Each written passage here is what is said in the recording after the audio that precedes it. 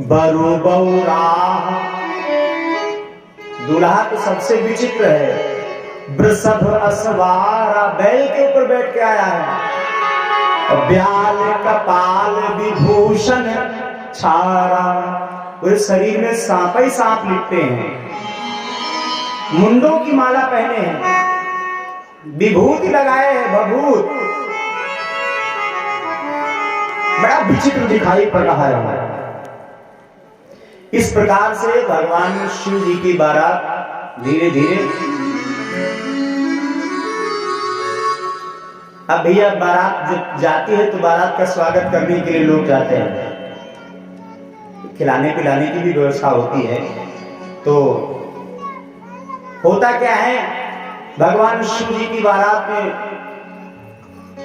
आप जैसे भैया लोग लेके शरबत पिलाने के लिए चले भाई, तो गिलास लेके एक लोग जग में शरबत लिए और एक लोग गिलास लिए। एक व्यक्ति के पास में पहुंचे तो देखें कि उसके मुंह ही नहीं है। अब घूम घूम के देख रहे हैं कि गिलास रखें तो कहां रखें भाई, चेहरा हो तब तो ना, मुंह ही नहीं है।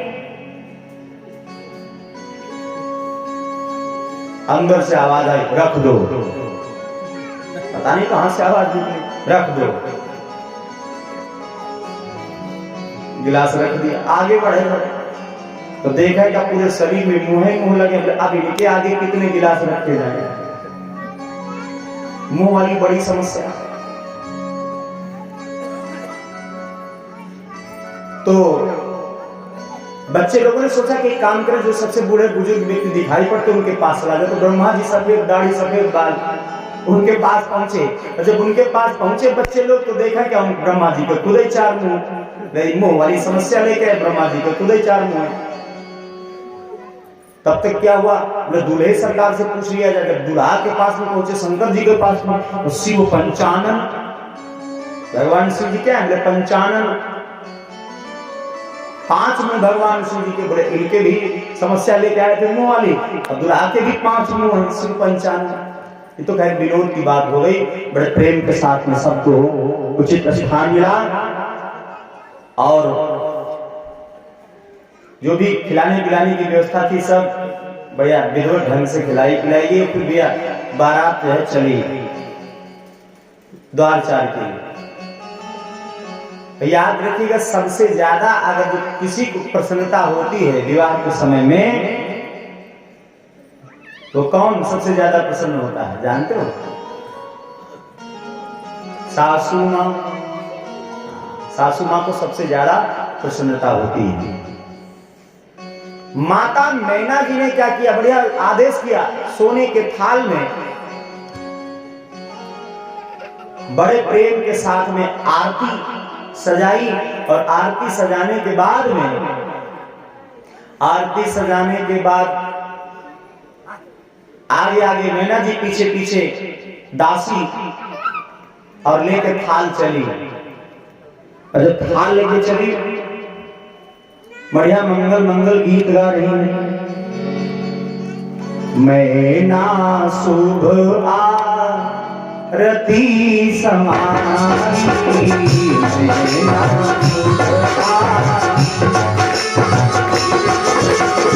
संग सुमंगल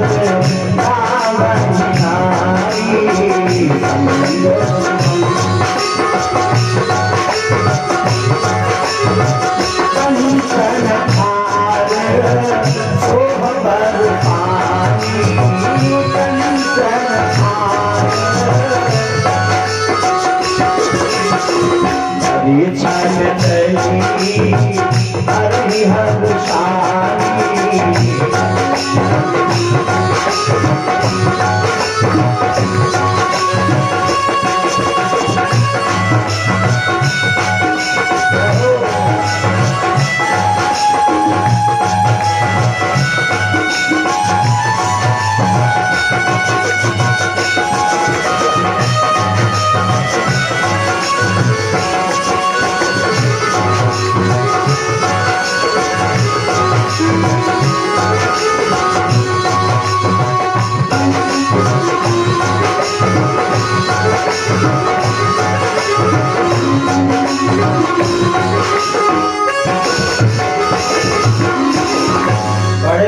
के साथ में बाबा की दामाद जी की अपने दामाद श्री की आरती उतारने के लिए माता मैना जी आगे आगे चली।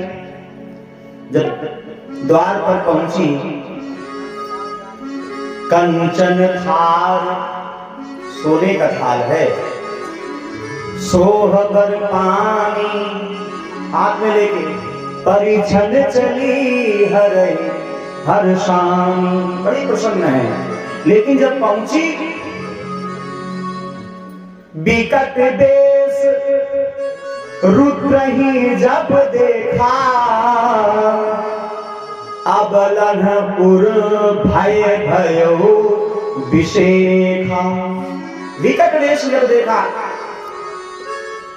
यहाँ पे संत लोग बहुत अनेकों भाव देते हैं, लेकिन बस इतना कह दिया जाए कि विकट वेश रुद्र ही जब देखा, शिव जी का जब विकट वेश देखा है, तो जो साथ में मैना जी के साथ में जो चल रही हैं देवियां, और शिव जी को देखा तो भय के मारे थर थर थर थर कांपने लगी। बड़े प्रेम के साथ में आई थी दर्शन करने के लिए। जब विकट वेश देखा तो माता मैना जी भी भागी भवन पैठी अति त्रासा, डाल दिया थाल, भागी बड़ी जोर से और पहुंची जाकर के भवन के अंदर। मैना हृदय भयो दुख भारी, लीनी बोल गिरीश कुमारी, गिरीश कुमारी, अधिक स्नेह गोद बैठारी, श्याम सरोज नयन भर भारी, अधिक स्नेह।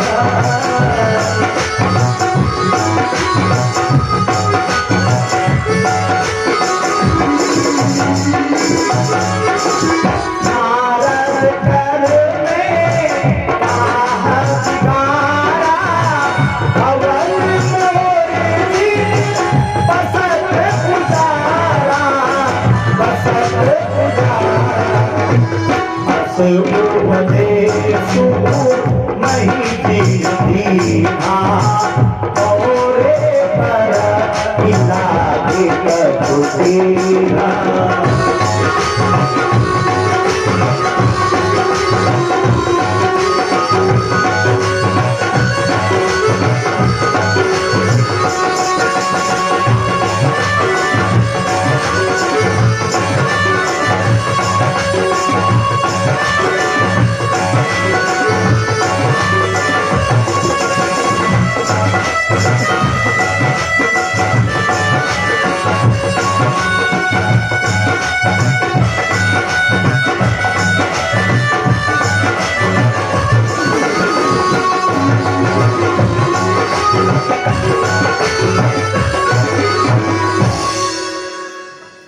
मैना जी भागते हुए गई और चिल्लाते हुए कहते हुए क्या, नारद कर में का बिगाड़ा।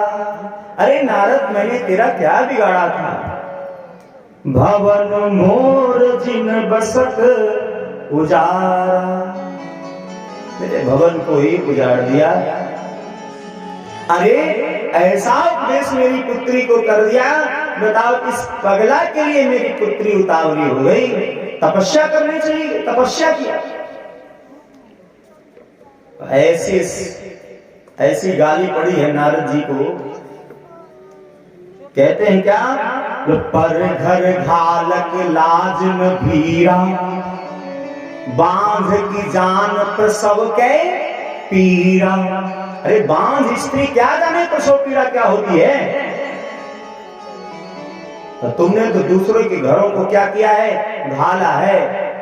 पर घर घालक सब नहीं आती है।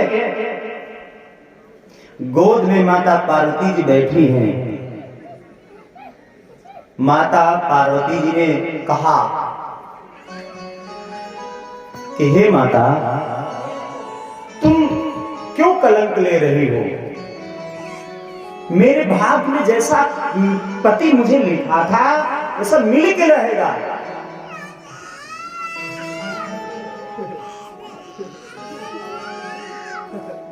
अबे चिल्लाओ ना, अबे रसगुल्ला मिले हैं शंकर जी की बारात में।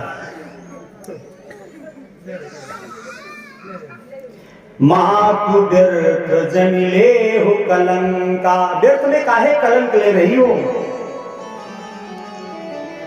जनिले हो मातु कलंक करुणा, हरिहर हो अवसर नहीं।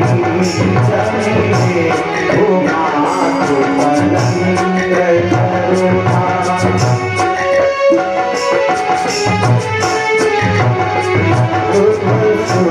करुणा, लीला रे हमरे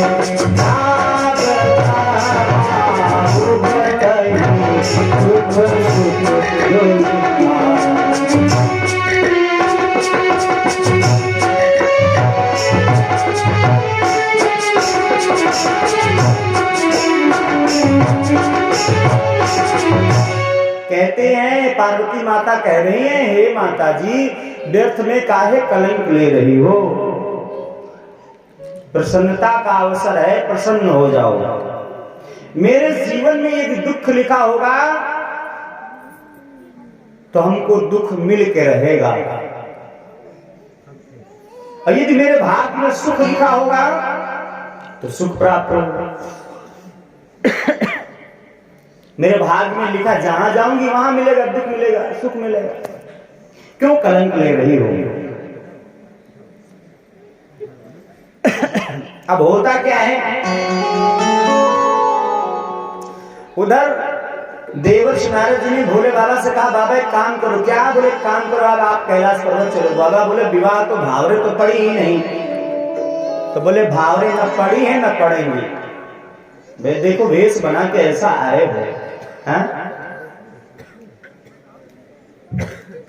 और देखा भी क्या स्थिति भाई।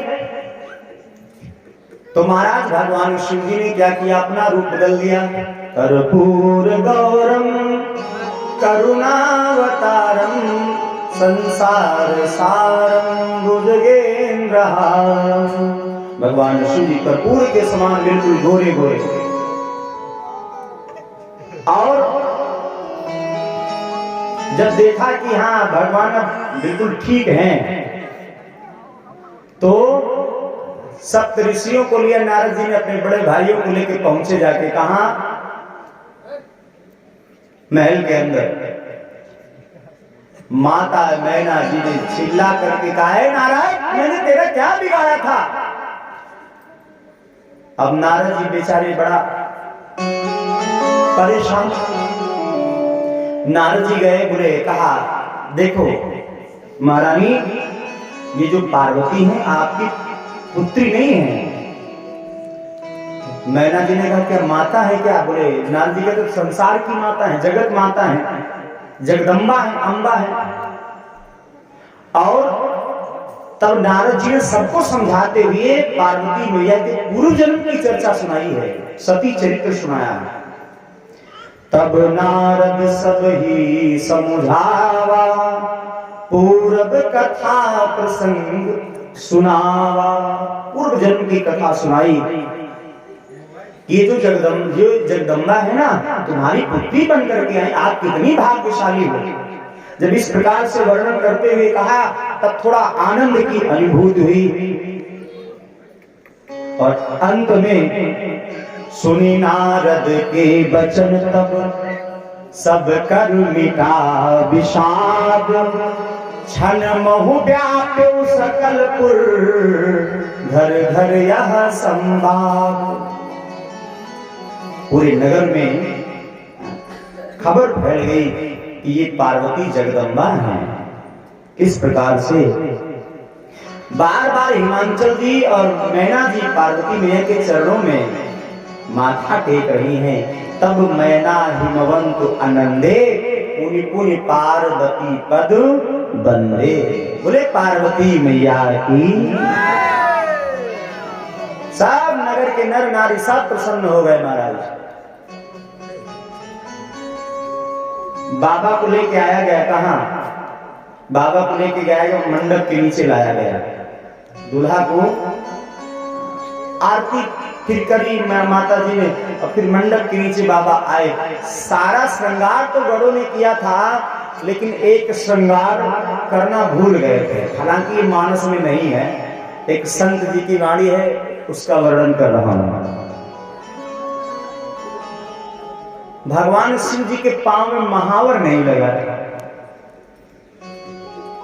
तो देखा माता, देखा जब नाउन चाची ने बोले देखो दूल्हा ऐसे चला है, तो तुम्हारे यहाँ कोई महावर लगाने वाला नहीं था?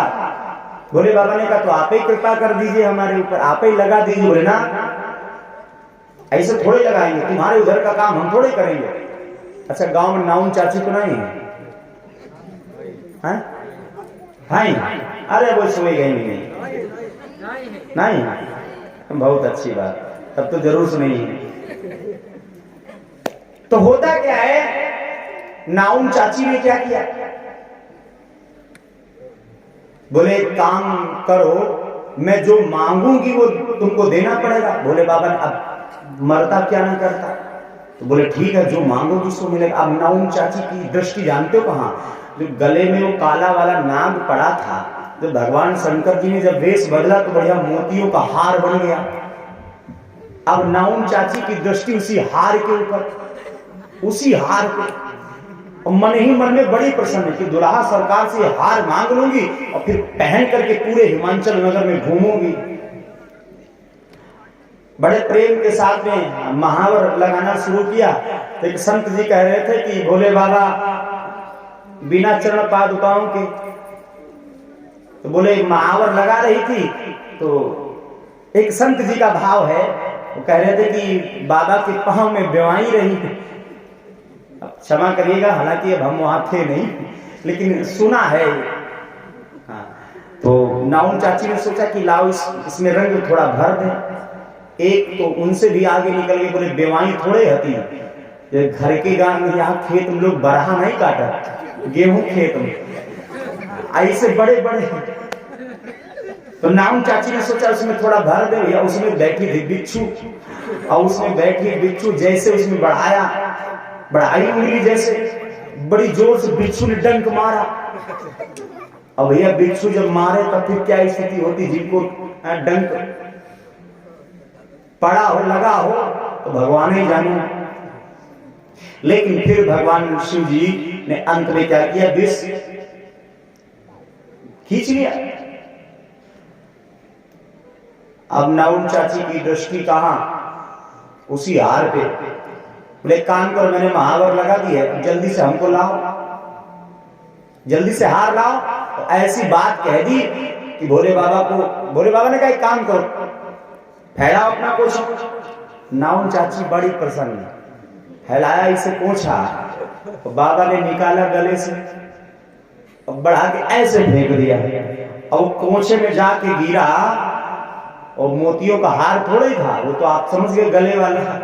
शंकर जी के गले में क्या होता है, उसने लगाया फंदा नाउन चाची के गर्दन में, और फंदा लगा के मुंह ऐसे किए।